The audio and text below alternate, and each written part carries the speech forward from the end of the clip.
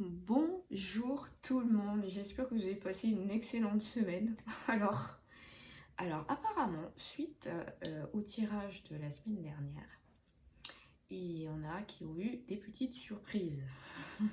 Donc voilà, en fait, euh, la semaine de Noël, ça a été particulièrement mouvementé. Donc on nous avait prévenu et moi je m'inclus aussi. Donc voilà, ça a été très intéressant, on va dire. Donc voilà. Donc on espère que la semaine, enfin pour le 31, ça sera mieux, beaucoup mieux.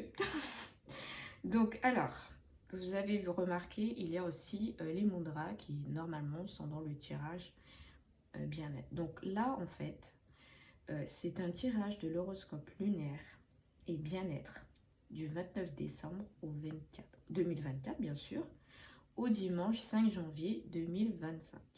Donc nous aurons Sagittaire qui est à partir du 29 du coup, la lune rentre dans l'influence pendant 2 jours. Ensuite nous aurons Capricorne, Verseau et pour finir Poisson. Peut-être que lundi, hein, on ne sait pas encore, ça va rester jusque dans Poisson. Donc cette semaine, vous l'avez compris, il y a beaucoup d'événements. Donc déjà le 31, nous avons la nouvelle lune qui bien sûr est en Capricorne. Donc pour ça, il y aura un autre tirage spécial nouvelle lune, hein, vous savez, hein. On va utiliser les runes et nous aurons l'oracle de la magie nordique aussi qui sera combiné.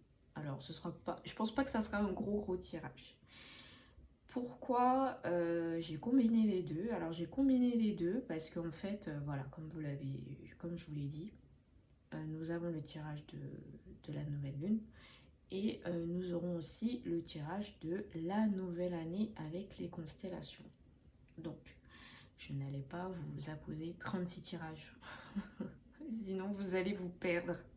Et je comprends parce que trop de tirages après on finit par se perdre. Donc c'est pour ça que le tirage de l'horoscope lunaire et bien-être est regroupé. Mais après, comme vous l'avez remarqué, c'est souvent, ça se ressemble en fait.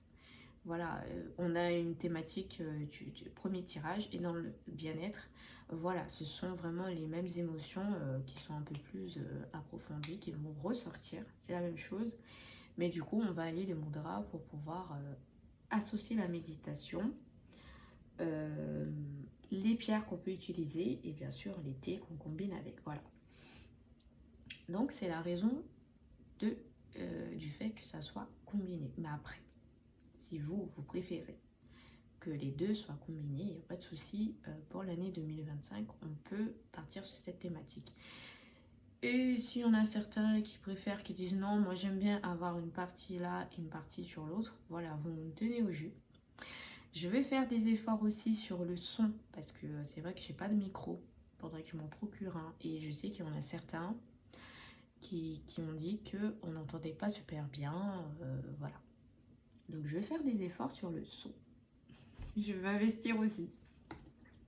Donc voilà. Donc nous allons commencer avec le tirage de l'horoscope lunaire. Et tout à la fin, on va finir avec nos baguettes divinatoires. Pourquoi? Parce que je les aime bien. Et puis en fait, c'est la fin de l'année. Donc on va commencer. Voilà. Et vous inquiétez pas, dans le descriptif de la vidéo, il y aura toutes les pierres, toutes les possibilités de thé et d'huiles essentielles que vous pouvez utiliser. Alors, on va faire au plus simple. L'encens, ça sera Lavender Olivanum que j'utilise depuis la semaine dernière. Il est bien. Donc voilà, je vous le conseille, mais bon, si vous avez le sang de dragon, vous pouvez continuer avec, hein, il n'y a pas de souci. Alors, on va mettre les cartes de mudra à côté, donc on va séparer en deux. Voilà, comme ceci. Alors moi, je check en même temps mes caméras pour voir si vous voyez bien, et on va aller de ce côté. Voilà, on va les étaler et on va choisir nos cartes.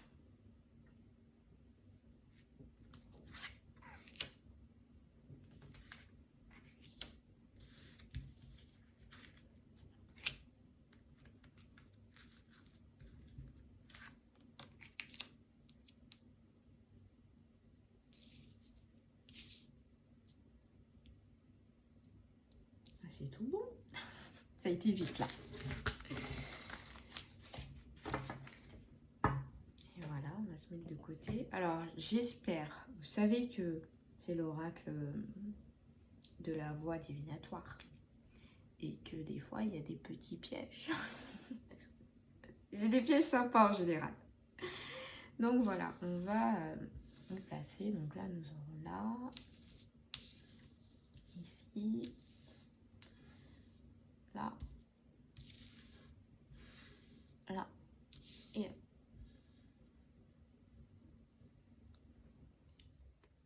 Nickel. Bon, vous inquiétez pas, hein, si vous voyez pas super bien la carte du bas, de toute façon, je vous montre les cartes au fur et à mesure. On va commencer avec Sagittaire. Oh, c'est retourné alors. Du coup, il va falloir que je vois. Donc, cycle de vie.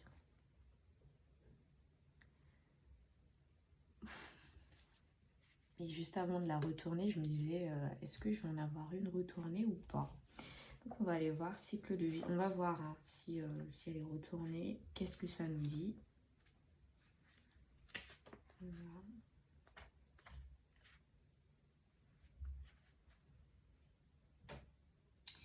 Alors, quelque chose se termine. Cette carte ne représente pas uniquement la mort physique, elle peut être symbolique. Une phase finale est toujours suivie par un nouveau départ. Et c'est ce qui s'apprête à se produire dans la vie du consultant. Elle indique une mort qui interviendra dans la matière. Ce n'est pas forcément un décès de quelqu'un, ça peut être la fin d'une relation ou l'arrêt d'un travail par exemple.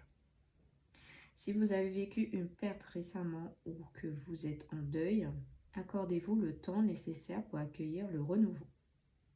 Une mort est toujours guidée et suivie par la lumière. Alors non, ils disent pas hein, que c'est la position à l'envers. Donc on commence avec Sagittaire qui nous dit, bah voilà, c'est la fin du cycle. Donc c'est pour nous, hein, c'est la fin de l'année, hein, je vous le dis. C'est la fin de l'année. Donc voilà, donc on va peut-être repartir sur de bonnes bases. Donc voilà, ensuite on va voir avec Capricorne. Ah ouais, là aussi c'est à l'envers. Hein. On a pouvoir guérisseur. On va poser juste là. Ouais, vous la voyez. On va aller voir.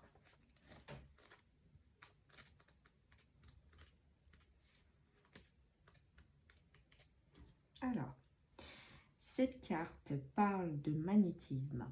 Chaque individu possède en lui une vibration qui lui est propre. Cela ne s'explique pas.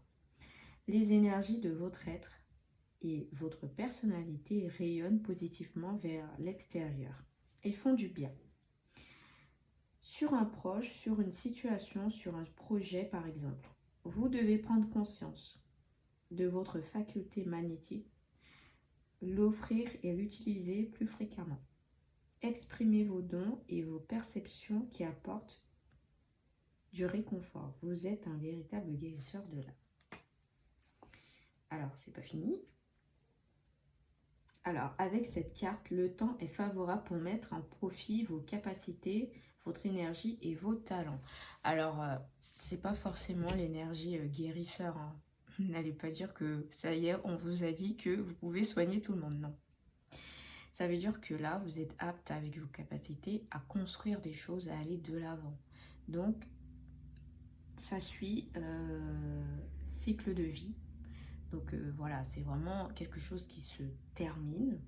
Et voilà, avec le pouvoir guérisseur, c'est-à-dire vos compétences, vos capacités, vous allez pouvoir aller de l'avant. Construire des choses pour certains. Voilà, changer de phase. C'est important. Surtout qu'on est dans la semaine de la nouvelle lune. Donc, à voir après. Hein. Je vous ai dit, la nouvelle lune, c'est qui tout double. Donc, ensuite, on va partir avec Verseau. Ah, elle n'est pas retournée. Ouh, on a la carte déni. Alors, je ne m'attendais pas à ça, perso. Si on est 42, on passe à 43. Alors, Bah, si je savais, ouais, bah, j'aurais pas refermé. Cette carte parle d'auto-sabotage. Le consultant place un voile sur la réalité. Le déni indique que vous vous cachez depuis bien trop longtemps derrière le passé. Les paramètres ont évolué depuis et cette phase de déni n'a que trop duré. Vous êtes poussé à regarder la réalité en face. Bah dis donc, Verseau. T'y vas, hein. Les émotions vous bousculeront certes au début, mais une paix intérieure s'installera ensuite. Un temps d'intégration pour laisser infuser cette information pourrait être nécessaire. Écartez tout jugement. Alors, selon certaines situations que vous allez avoir, il va falloir être méfiant, il va falloir faire suivre votre intuition. Et je pense que voilà, pour cette semaine aussi, vous allez peut-être découvrir certaines choses et clairement, vous êtes poussé à répondre. Soit vous allez rester dans le déni et vous dire non, mais non, c'est pas possible, ou soit vous allez passer à l'action. Voilà, je pense que c'est ça. Mais après, vous, si vous pensez que c'est autre chose, vous me le dites, hein. Il n'y a pas de souci. 32, boîte de Pandore. Eh ben, dis donc. C'est Poisson. Je m'attendais pas à ça non plus. De toute façon, depuis la semaine dernière, on a pas une petite surprise. Le consultant est manipulé par l'ego. Cela vient alors voiler certaines intentions et les énergies de la tentation s'active. L'invitation à se ressaisir et à se reconcentrer sur le cœur est de mise pour être dans des énergies vibratoires plus élevées. Si vos pulsions ne sont pas domptées, vous risquez de faire n'importe quoi. Une trahison pourrait avoir lieu. Non mais... En fait, ça continue. D'où les cartes déni. Donc voilà. Donc si vous ne faites pas attention à certains signes que par rapport à votre intuition, vous allez fortement découvrir. La semaine dernière, c'était des secrets. Là, c'est boîte de Pandore. Donc ça veut dire qu'il y aura des choses qui vont être découvertes encore. Et bien sûr, vous allez peut-être subir une trahison. Et pour d'autres, voilà, vous n'allez pas faire attention, mais vous allez peut-être tomber dans des pièges qu'il ne faut pas. Donc faites attention. On va voir ce que la lune nous dit.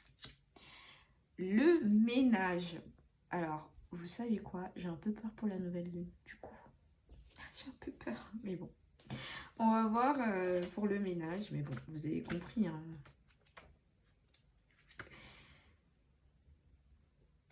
Je pense qu'on a compris que voilà, il fallait faire... Certaines portes restent fermées et la sensation d'enfermement s'accroît. Des énergies d'enlissement, un blocage ou un sentiment d'enchaînement sont perçus. Ce sentiment d'impuissance est alimenté par les plaintes et le mental du consultant. L'heure du ménage a sonné. C'est une phase de bilan qui doit s'installer peu à peu. Ouvrez les yeux sur ce qui n'est plus en résonance avec vos aspirations et vos souhaits profonds. Vos perceptions évolueront. Si le ménage n'est pas fait, de vieux démons pourraient refaire surface. Ah tiens, c'est pour ça que Verseau et Poisson nous ont dit le déni et la boîte de Pandore. Et voilà pourquoi on a commencé avec cycle de vie et pouvoir guérisseur après qu'on enchaîne. Parce que la lune, en fait, elle regroupe l'ensemble du tirage. Et là, nous dit, voilà, vous devez faire le ménage parmi vos relations. Ça, c'est clair et net que c'est parmi vos relations. Que ce soit au travail, la famille, les amis, voilà, faites attention. On vous dit que vous allez découvrir encore des dingueries. Voilà, je ne sais pas si on peut le dire ça, mais voilà, je vous dis, hein, il y en a certains de la semaine dernière qui ça a été très très compliqué. Enfin, voilà, je vous dis la semaine dernière, mais bon, et cette semaine encore, parce que bon, on est dimanche 29, mais voilà, la semaine où, enfin, le jour de Noël, tout ça, même après qui a précédé, on a encore eu des choses qu'ils ont découvertes et certaines vérités sur des personnes. Donc voilà, histoire qu'on se recentre un peu. Bon, du coup, on va... alors, je ne sais pas si vous allez voir. Du coup, si je fais... Je vais déplacer juste comme ça et on va aller chercher nos mudras pour travailler avec. Voilà. On a celui-là. Pour l'instant, je mets sur le côté et après, je vous montre petit à petit. J'investis dans une autre table, elle est trop petite. Allez, on va finir par là. Donc,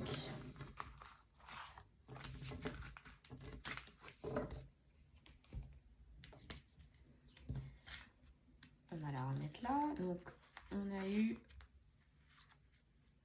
là et on a l'écoute. Je pense fortement que ça va avec le déni et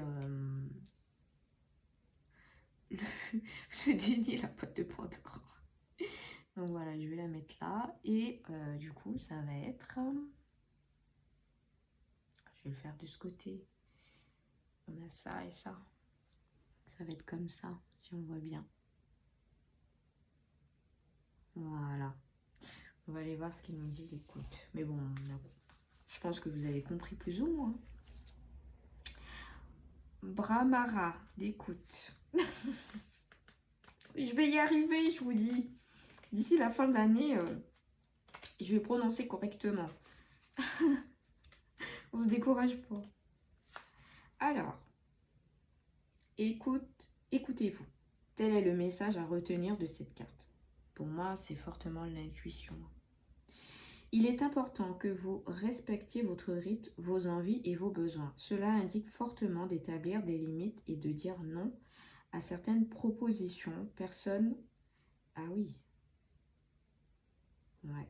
Personnes, situations. Apprenez à créer plus d'équilibre dans votre vie en veillant à mieux vous écouter chaque jour. Souvenez-vous qu'au quotidien, vous avez autant besoin de moments de calme et de repos que de moments rayonnement et de projection.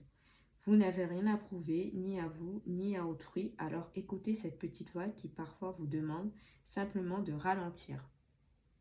Oui, oui, hein, ça fait écho au déni et boîte de Pandore, c'est clair et net. Donc voilà, ensuite on va avoir le yoni. Alors, je le rappelle que c'est valable aussi pour les hommes, c'est pas que pour les femmes. Alors, yoni. La féminine. Et ben voilà. Cette carte vous invite à vous réconcilier avec la féminine ou la part de masculinité que vous avez en vous, qui réside en vous. Vous êtes appelé à vous connecter à l'espace de votre ventre et à renouer avec votre nature cyclique. Reliez-vous à toutes les facettes de votre être, les lumineuses, ah oui, comme les obscures, les facettes solaires comme les lunaires, les facettes actives comme passives. On va encore glisser le mot, mais bon, il y a la nouvelle lune cette semaine. Donc voilà. C'est le moment. Existant l'hiver, l'été, l'automne et le printemps. Vous devez comprendre que vous ne pouvez pas toujours être dans l'action. Vous avez également besoin de moments de calme et d'introspection. Équilibrez votre quotidien en ce sens et honorez votre corps, votre esprit et votre âme. Je pense qu'avec l'écoute, on avait compris. Alors, ah oui, bah, du coup, je ne l'ai pas fait, mais voilà, ça va être comme ça. Hein. Voilà.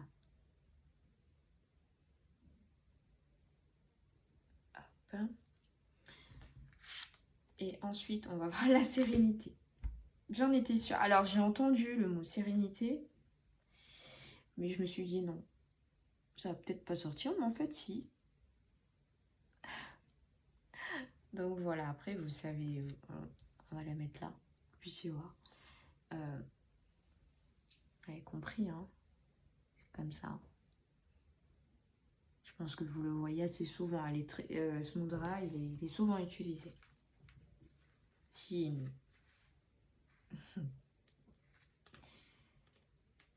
Alors, non, bah non, il est plus haut du coup.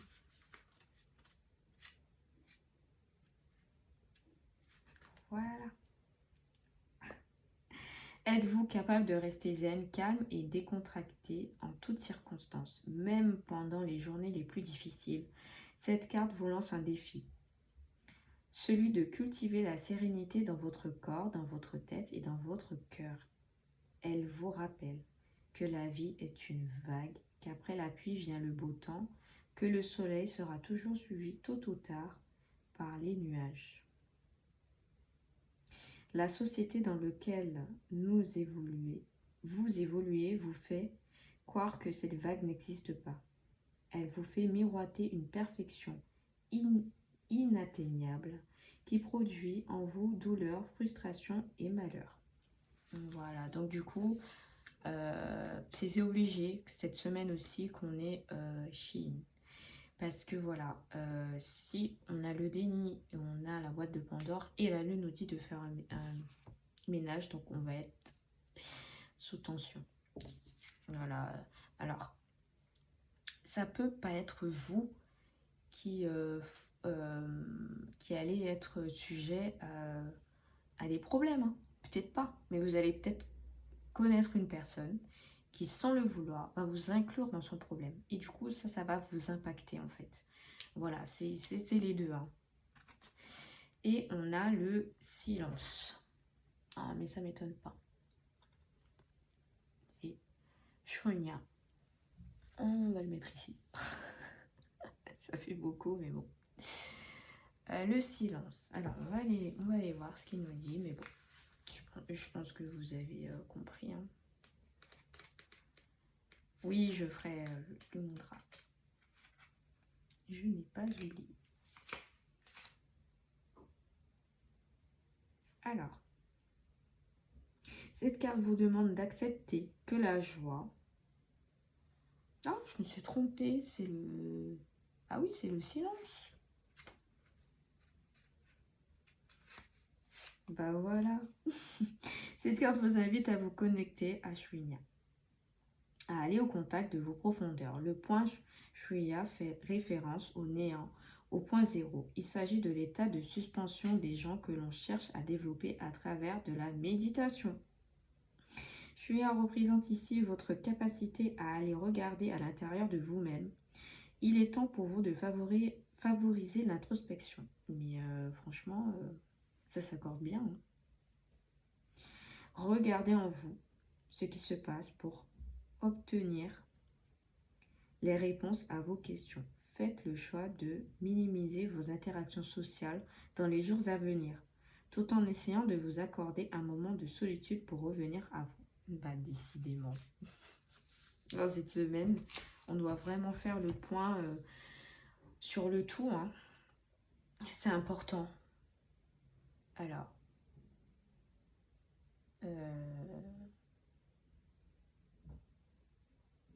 non, c'est celui-là. Donc, ça va être comme ça. Voilà, on essaye de voir si ça reste aligné. Et voilà. Donc, on va utiliser nos petites baguettes. Tada! Donc, je vais fermer les yeux hein, et je vais en choisir 3.